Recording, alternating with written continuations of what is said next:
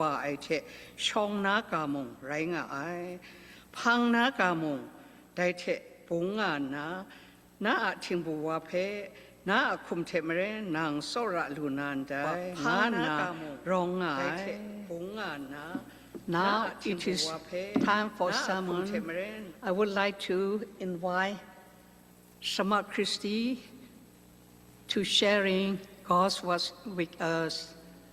The title of sermon is Loving God.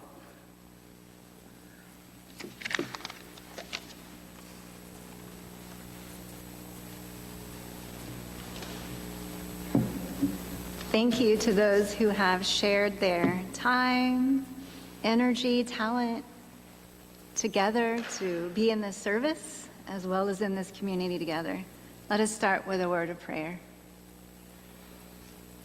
God, we pray that you would open our eyes, our ears, our hearts, our minds to your perspective. May we hear and follow your word. In Jesus' name, amen.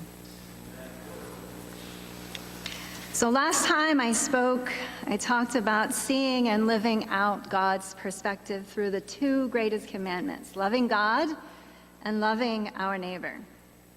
How we can allow God to change our perspective to his, which then influences our behaviors, our character, and how we live out in relation to others, ourselves, and to God. Today we're going to focus on the first greatest commandment. Love the Lord your God with all your heart, with all your soul, and with all your mind. This is the greatest and first commandment. Many of us think we know what this means. Some of us believe that this is the only commandment. And many, if not most of us, think that we are living that out. Today I want to challenge us to re-listen and to ask the Holy Spirit to speak to us about this commandment. I want to leave us with the question, how would we, our perspectives, our behavior, our lives change if we were to truly live this out? And in return, how would the world change because of it? Tonight, I ask that each of us pray for insight to reflect and to request guidance to find one way to move closer to God's version of you loving God more, moving us all closer to God and to the person that God has called us to be on earth. So God said, you shall love the Lord your God with all your heart, with all your soul, and all your mind. If you want to follow along with what I'm sharing tonight, you are welcome to turn to here. I have a feeling we are on the last one, so let's turn back. All right. This commands a holistic love of all aspects of who we are. It implies prioritizing God above all else, God first. It ensures that God is the center of our life and aligns our seeing and our actions to God's. It's also needed before we can even study or consider what it means to live out the second greatest commandment of loving others. Until this is done, we focus on our own experiences, perspectives, and ways of knowing. But the Bible was not written in our language, whether that's English, Kachin, Burmese, whatever language we want it to be. So we're going to learn Greek. I know we've been learning Hebrew. We're going to learn Greek. And I'm not going to show you the Greek letters, but you have it on there, what the Greek word is and how you say it in English. So first, love the Lord your God with all your heart. Cardia. We know cardiac, right? Cardia. The control center of our whole inner life. A place where your feelings, desires, choices, plans, and attention all come together. Our inner attitude, which is something that not everyone can know, our intentions, why we're doing what we're doing. Although sometimes it comes out in our words, like our tone, and then in our actions. Soul, psyche, breath, literally life. In the Bible, it refers to our life force, that which makes you a living, breathing being. our whole being, our physical life, not only our spiritual origin, but the expression through the body, our physical body, which is our sign of life, and also our personal identity. Mind, dianeia. The word means much more than just a place where thoughts happen. It refers to deep thinking, understanding and critical reasoning, using our intellect and logic to know God better. So in learning about these areas, we may know them with our mind, right? We know them as facts. Yet God has asked us to live them out, to apply them to our lives. But before I turn to application, I want to offer a word of caution. We can sometimes start looking about our how to grow in God the same way we might when we were in school or if we're playing sports. We can start adding up how many points we get. I do this, I do that, I made an A, I'm feeling good about myself, or ooh, I'm not feeling so good because I don't know that I'm actually doing those things. We can also start comparing ourselves to others. They do this better than I do, or I do this better than this other person does. And then we can start judging ourselves compared to others or judging others. We are called to grow in Christ, not to judge ourselves or to judge others, leading often to feelings of shame in ourselves, envy of someone else, or feeling better than someone else. And those are not feelings that are putting us in a space of loving God. So this reflection tonight is just for you alone, me and me alone. It's based on where you are right now in life. Not where you want to be, not where you were in the past, right now, where you are right now.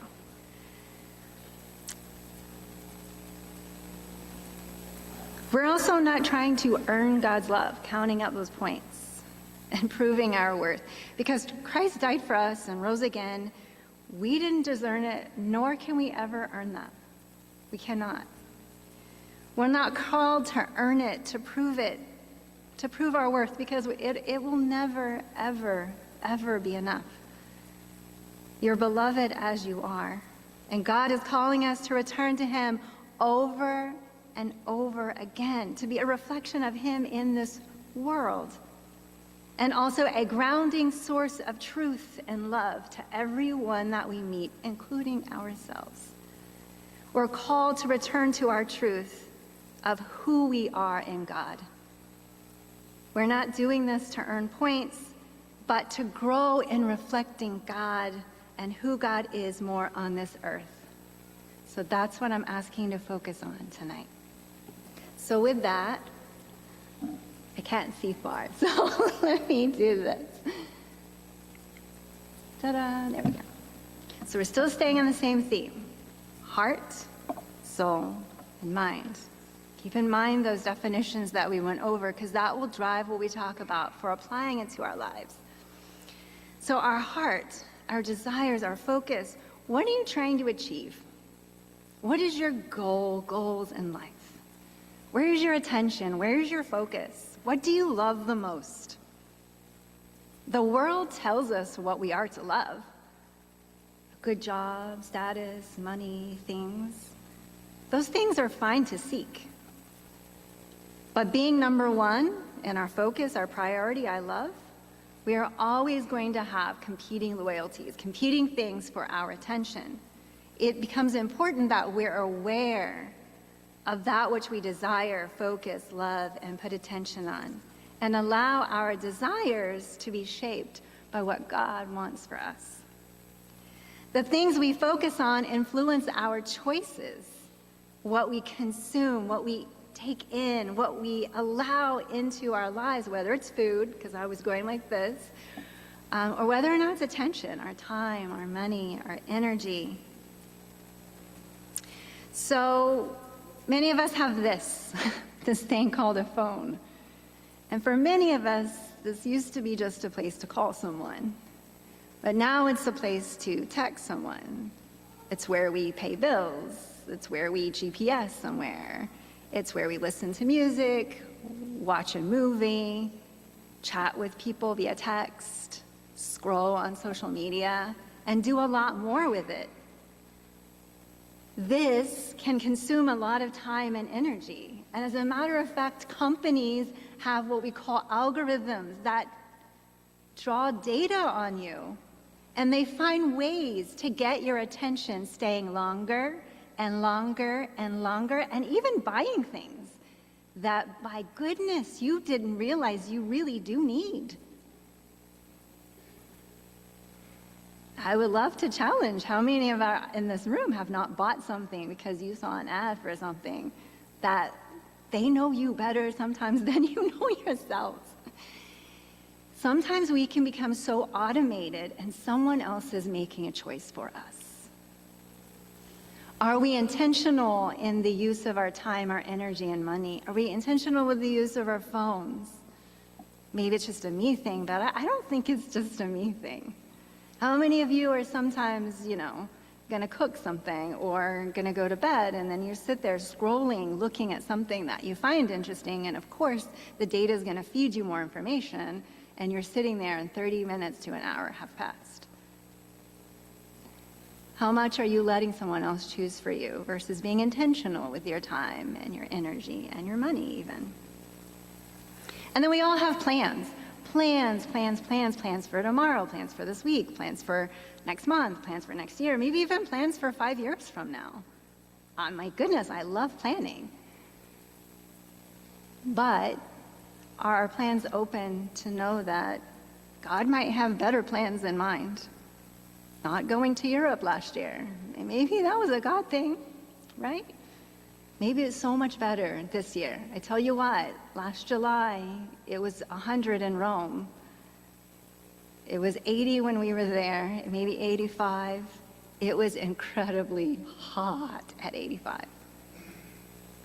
Are we allowing our plans to be chosen by God and moved by God, even though we might have them set in stone? The things we focus on influence our choices. So the question the statement we have is, God, shape our desires and attention so that we love what you love with our time, our energy, and our money. And then our soul. Are we remaining faithful? Are we trusting God in every season, in the easy and the not so easy? Are we holding on to control?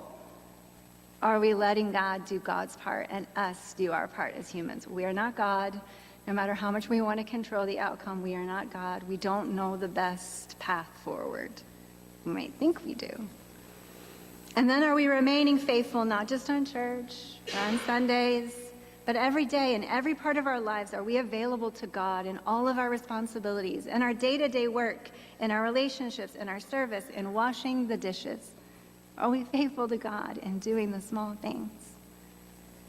And then our identities going to the point of our physical bodies, which are vessels for loving God.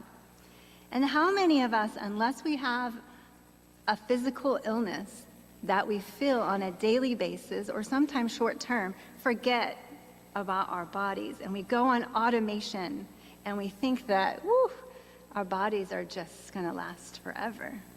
Or how much of us stop and think and actually nourish our bodies and take care of our physical bodies?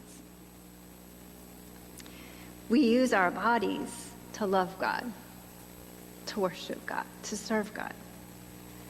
And our whole being, our identity, is God's child. More than our failures, more than our successes. God, we are God's beloved. When do we position our worth based on whose we are, not on what we have done? And allow that, being we are God's child, to influence moving on to the second greatest commandment. So then we say, Lord, our whole life belongs to you. I am yours. I am of service to you in all of my being. Our mind, learning, letting God shape our thinking and understanding, not believing that we know it all, but but to continue learning and asking the question, am I growing in my wisdom and understanding daily? Deep thinking and reasoning, not just the surface level. Romans 12:2 says, direct thinking about God, not just facts, but allowing our worldview, our perspective, to be shaped by God's thought and God's perspective. Letting that guide our choices and then reevaluating it, reflecting on it, being humble, intentionally studying and questioning and asking God for wisdom and guidance. How many of you have a Bible study that you have studied since you were a child, and that is how you still see that Bible story? Go back, read it. Ask for God to give you wisdom. Ask for God to give you understanding and application for what it means right now. And so we say, God, teach us to think and to understand according to your way. So we're going back to Psalm 119. Psalm 119:15, I will meditate on your precepts. I will fix my eyes on your ways. We are to read God's word, but move beyond just thinking to actually applying it, to change our way of seeing and behavior. So we're going to, of course, in true fashion, apply it tonight to heart, soul, and mind. So with that, we're going to move to practicing together. All right. So heart, desires, what we're going to do is we're going to close our eyes, because you know how much I love you with your eyes closed. I'm going to have you close your eyes with me. And I'm going to say a short prayer. In that prayer, we're going to take a few moments of silence and just ask God to speak to you in that moment of silence. So if you haven't already closed your eyes, go ahead and close your eyes. Welcome, welcome, welcome. I welcome everything that comes to me today because I know it is for my healing. I welcome all thoughts, feelings, emotions, persons, situations, and conditions. I let go of my desire for power and control. I let go of my desire for affection, esteem, approval, and pleasure. I let go of my desire for survival and security. I let go of my desire to change any situation, condition, person, or myself. I open to the love and presence of God and God's actions within. Now we take just a few moments of silence to think about that.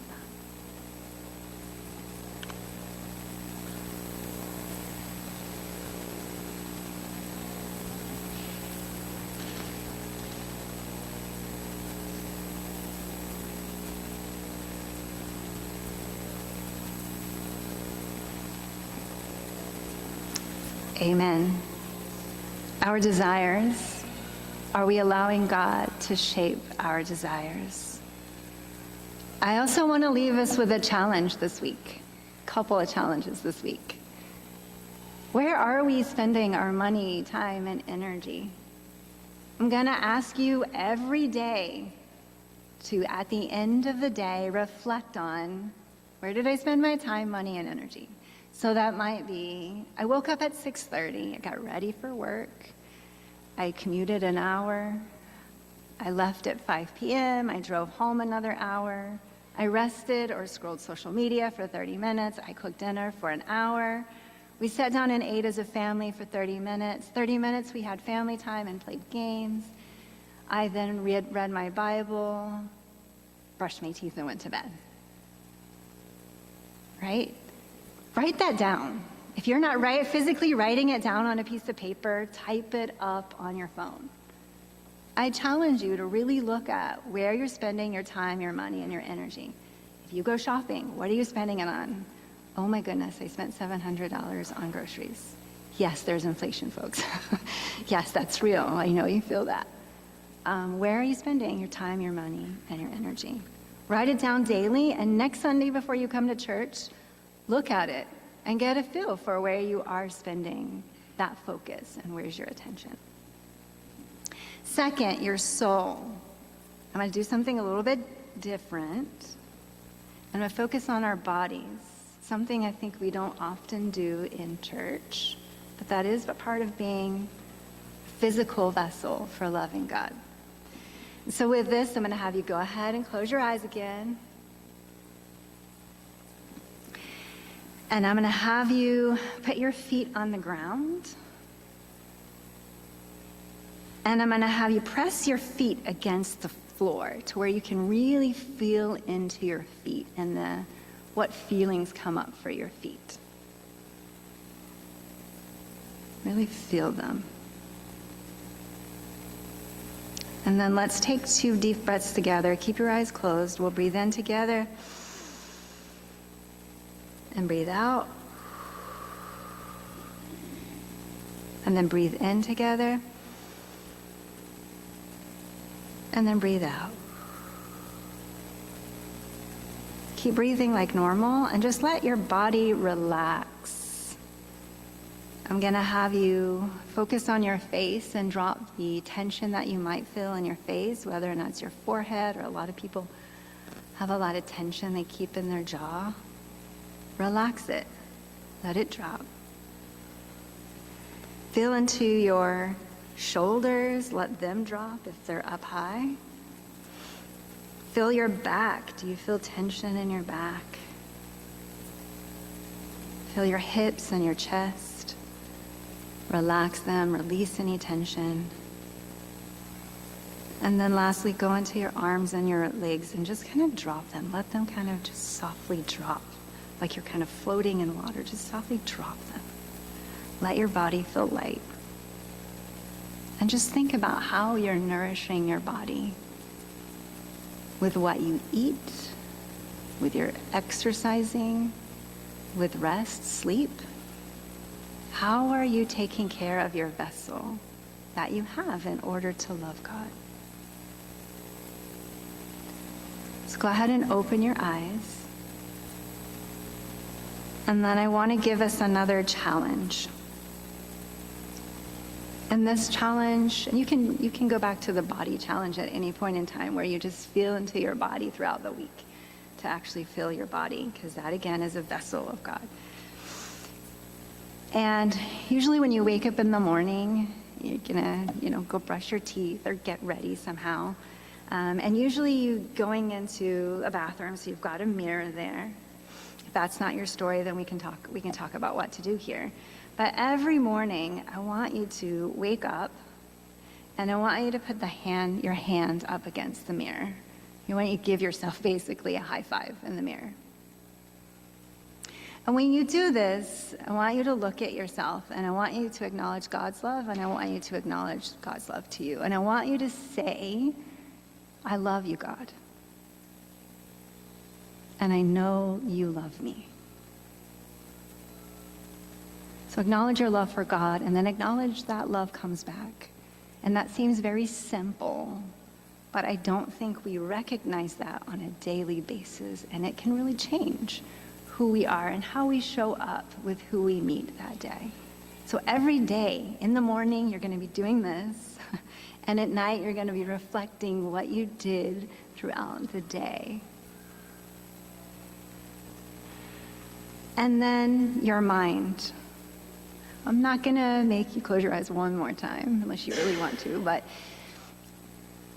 you know the first greatest commandment. Love the Lord your God with all your heart, with all your soul, with all your mind. Think about it throughout the day, and really ask God to open you to God's ways. And ask, where am I being asked to grow more in the image of God? Allow yourself to gain perspective of how you can become more like God. So you've got 3 things that I'm going to challenge you to do. And I can take this last slide and plug it into the Facebook so you'll have it and you'll be able to, kind of get a refresher on what I'm asking you to do. And I'm going to do it with you.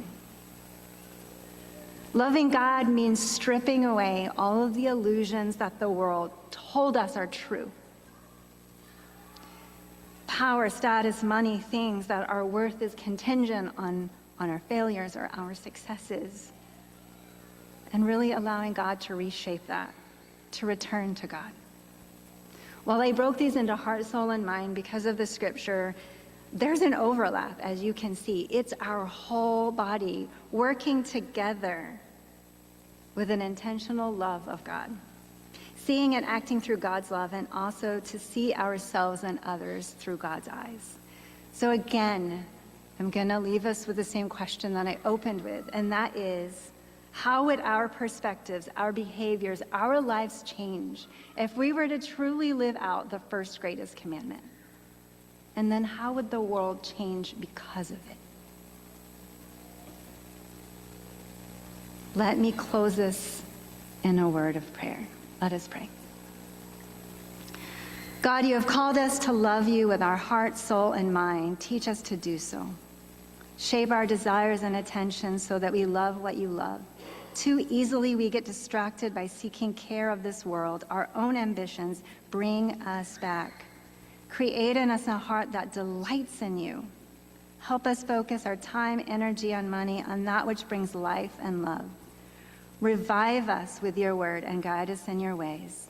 Help us nourish our bodies and whole beings with knowing that we are yours above everything else, and that makes us whole.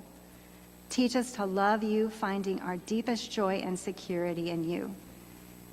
Help us to put you first, not just in words, but in how we live, think, and choose. God, our whole life belongs to you. We are yours. Fill our thoughts with your truth and love, and help us to be open to your perspective and learn daily, to deeply discern and be humble. Teach us to think and understand according to your way. Change us from the inside out so that loving you and others becomes who we are. In the name of the one who showed us the way, in Jesus' name we pray. Amen. Thank you.